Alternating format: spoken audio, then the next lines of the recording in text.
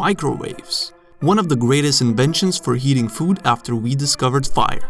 Microwaves can reheat food and beverages. Also, it can easily cook food. A lot of people own microwaves but don't know how to use them. So today I'll try to teach the ways of the microwave. Let's roll. Great, no B-roll.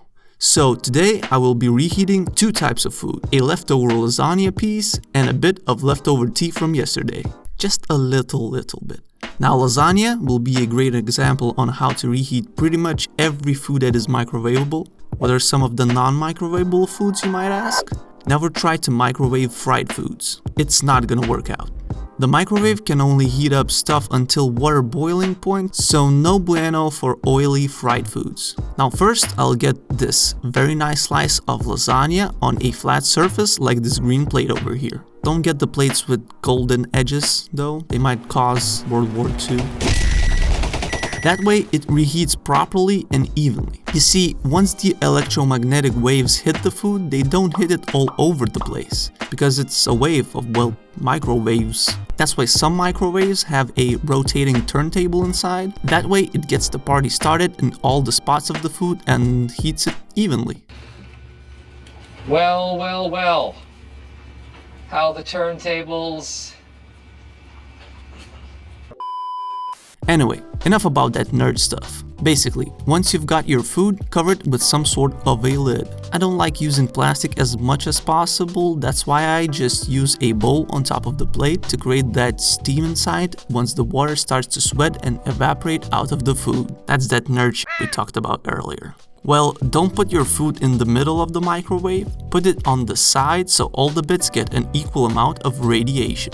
That's what the turntables are for. Good. Now ignore everything else on the damn thing. A lot of these programs are different on each microwave and mostly irrelevant, except if you have a grill option, but that's also not important for most people. What most microwaves do have is a timer, and a power setting. Now this is the most important piece of advice. Most people don't even use the power option and then hate the microwave for not heating the food properly. Now listen to this. The higher the power, well, the quicker the food will heat up. But since it's heating up unequally, you will get food with hot spots and cold spots. That's why lowering the power option and extending the time will heat your food more evenly throughout. Now that's a life hack if I've ever seen one. What's up everybody, welcome back to my laboratory where safety is number one priority.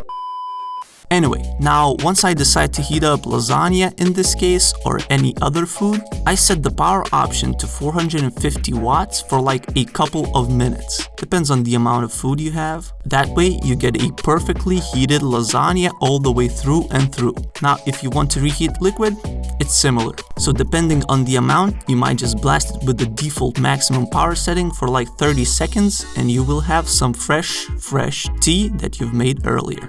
Fun fact, your Wi-Fi router most likely still runs on 2.4 GHz frequency. It's the same frequency as the microwave oven. Don't try to cook food with it though. Or don't try to connect your phone to the microwave, even though technically you can. I mean cook food with a router, not the other thing. Anyway, peace!